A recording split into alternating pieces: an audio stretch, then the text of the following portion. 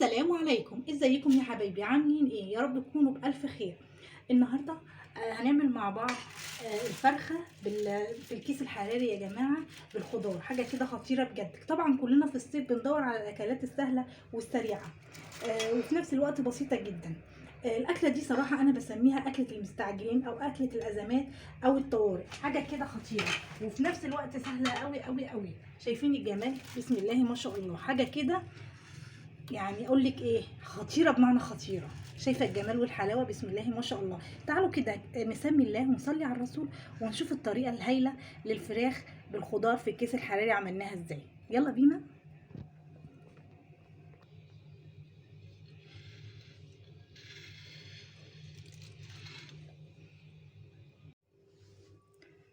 السلام عليكم، ازيكم يا حبايبي؟ عاملين يا رب تكونوا بالف خير وسعاده وراحه بال.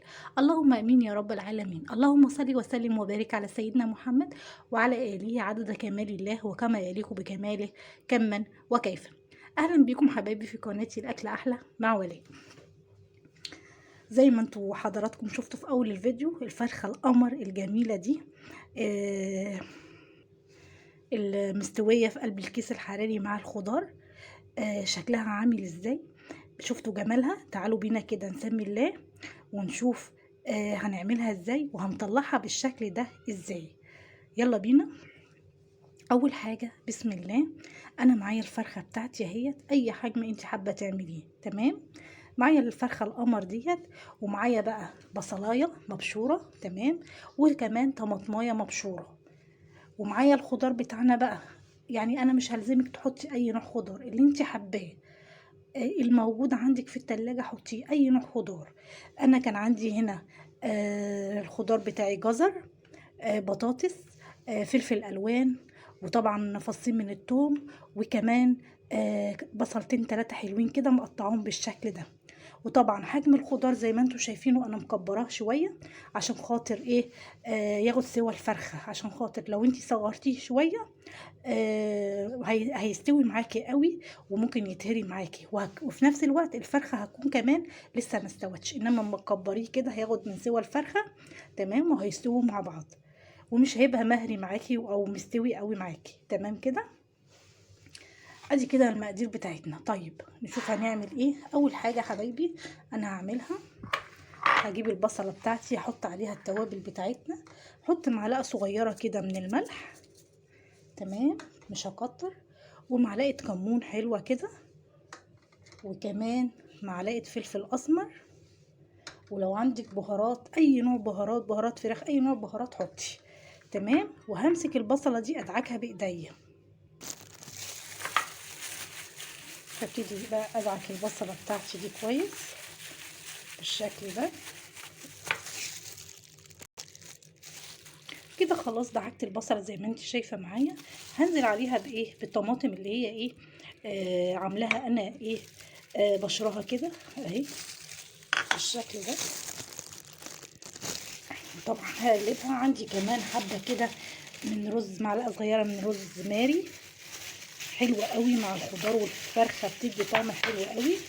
هقلبها تقليبه حلوه. هاخد بقى نص الخلطه اللي انت شايفاها معايا دي، او نص التتبيله زي ما انت شايفه معايا كده، هحطها على الخضار. هاخد بقى نص الخلطه دي بسم الله، هنزل بيها كده على الخضار وهقلب الخضار بيها كويس جدا.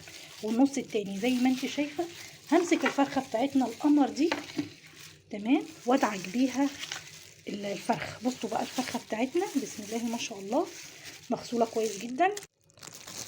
هنا بقى الفرخه بتاعتنا زي ما انتم شايفين غسلها كويس جدا جدا بملح وبدقيق يا جماعه وليمون. هبتدي بقى ادعكها كده من قلبها من جوه بالتتبيله اللي احنا عاملينها دي. وطبعا كمان هدعكها من جوه الجلد كده حلو قوي اهو بالشكل ده. بصوا هدعكها كده من جوه كمان عشان تشرب من الخلطه الحلوه اللي احنا عاملينها دي اهو. بسم الله بدخل ايدي بالراحه كده وابتدي ايه ادعكها من جوه كمان بالشكل ده. خلاص كده بعد ما ظبطت الفرخه ودعكتها بالبصله وكله تمام، كتفتها بالشكل دوت وجناحها من ورا كده زي ما احنا عاملين تمام. هاجي هنا للخضار بتاعنا بقى زي الفل. هبتدي بقى ايه البصل ده اقلبه في الخضار بتاعنا الخطير ده. جبت بقى الصينيه اللي هحط فيها الحاجه، وجبت كمان الكيس الحراري بتاعنا. تمام. هبتدي بقى هعمل الفرخه فتشه كده او زي مخده كده عشان احطها عليها. تمام. تنيته بالشكل ده، وهبتدي انزل بقى الخضار بتاعنا اهو بالشكل ده كده. بسم الله اهو كده. تمام. بسم الله. ابتدي اظبط بقى الدنيا كده. تمام. خلاص حطينا الخضار بتاعنا زي ما انتم شايفين ما فيهوش نقطه ايه ميه. تمام. هبتدي اجيب الفرخه بتاعتنا بسم الله كده اهو، وابتدي انزل بيها بسم الله الرحمن الرحيم بالراحه كده، وابتدي ان انا ايه انزلها على الخضار بالشكل ده اهو. خلاص كده تمام. حطينا الفتحه. هنحاول بقى نظبطها كده ونقفل الكيس بتاعنا بالمسك اللي جاي مع الكيس يا جماعه. تمام. هبتدي اقفله كده كويس. خلاص كده قفلت زي ما انت شايفه اهو، وهنزل الطرف ده كده. هجيب بقى السكينه واعمل للكيس الحراري دوت كام خرم كده صغيرين. طب ليه بتعملي الخرم في الكيس؟ عشان خاطر انا لو دخلت الكيس وهو مقفول يا جماعه مع كتمان الحراره في الكيس بينتفخ كده. تمام. وممكن ايه يفرقع مننا، فانا بعمل له ايه زي نظام تهويه كده بالشكل ده. شايفين بالشكل ده.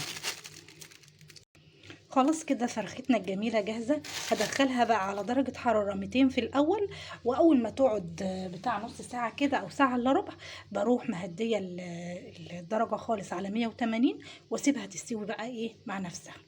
شايفين الجمال؟ ندخلها بقى الفرن ونشوف الحلاوة والجمال دي بعد ما تطلع عاملة ازاي. كده خلاص. طبعا اوعوا تنسوا انا حاطه قيمه كوبايه ميه كده سخنه في قلب الصينيه اهي. مش عارفه شايفينها ولا ايه. ادخلها بقى الفرن ونشوف الجمال ده بعد ما يطلع عامل ازاي. ودي كده الفرخه بتاعتنا بعد ما طلعناها من الفرن.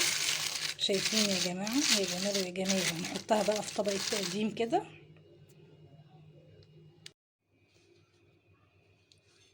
وادي كده بقى الفرخه بتاعتنا بالخضار بعد ما حطيناها في طبق التقديم يا جماعه. بسم الله ما شاء الله.